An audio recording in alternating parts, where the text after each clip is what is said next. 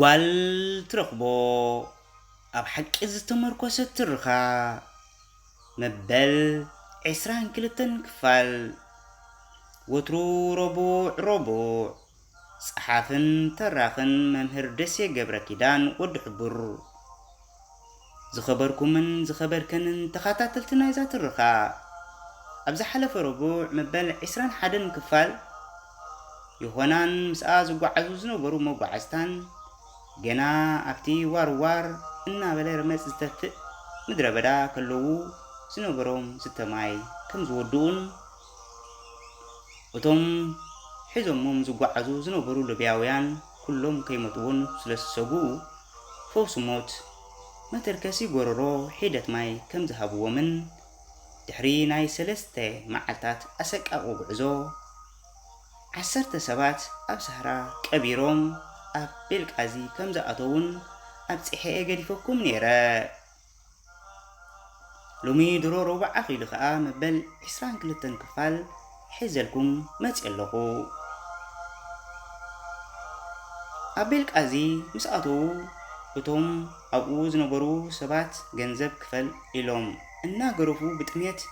ኣማሲኖሞም ዝነበሩ ተቐበልዎም ይሆናን ኩሎም ምስኣ ዝመፁ ከዓ ነቶም ኣብ ቤልቃዚ ዝጸንሕዎም ማህረምትን ጥሜትን ትንፋስ ዘለዎም ሬሳ ኮይኖም ምስረኣይዎም ዕጫናቶም ከየጋጥሞም ቴሌፎን ነናብ ከፍለሎም ዝኽእሉ ደው ኢሉ ይሆና እውን ከም ሰባ ናብቲ ኩሉ ባዕለይ ክሽፍነልክ እየ ኢሉ ዘፋንዋ ኣብ ሓጀር ከላ ዘጥነሳ ወዲ በተን በዚኣ ጌርኪ ደውለለይ ኢሉ ዝሃባ ቴሌፎን ደውለትሉ ቴሌፎን ከም ዘሎ እናሓበረት ትግዕር ዝቕበላ ሰብ ግን ኣይነበረን ይሆና እናበኸየት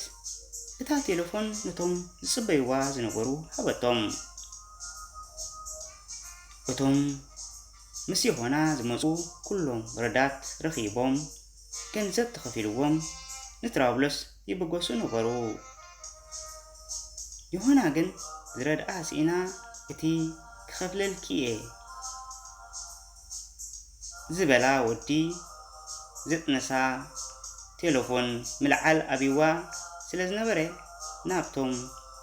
ንዊሕ ኣዋርሕ ዝኸፍለሎም ሲኢኖም ነብሶም ማሲኑ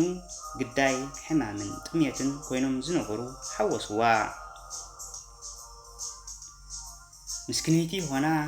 ናይ ነፍሳ ጥራይ ከይኣኽላ ጥንሲ ከላይ ስለ ዝነበራ ዕለታዊ መግባ ብኽያትን ንብዓትን ነበረ ንሓደ ካብቶም ኣብቲ ቤልቃዚ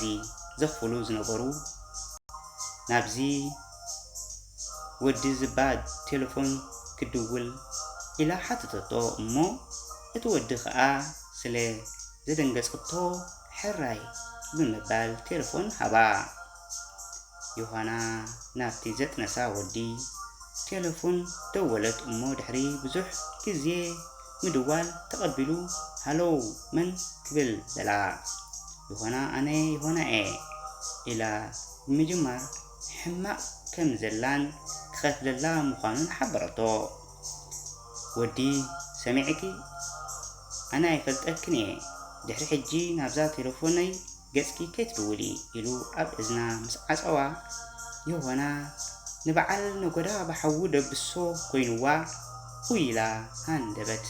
እታ ሒዛታ ዝነበረት ቴሌፎን ደርብያ ኣብ መሬት ወደቐት ዝኸበርኩምን ዝኸበርክንን ተኸታተልቲ ናይዛ ትርኻ መበል 22 ክፋል ነዚ ትመስል ኣብዚ እውን ትውድእ ኣብ ዝመጽእ ረቡዕ መበል 23 ክፋል ሒዘልኩም ክሳብ ዝመጽእ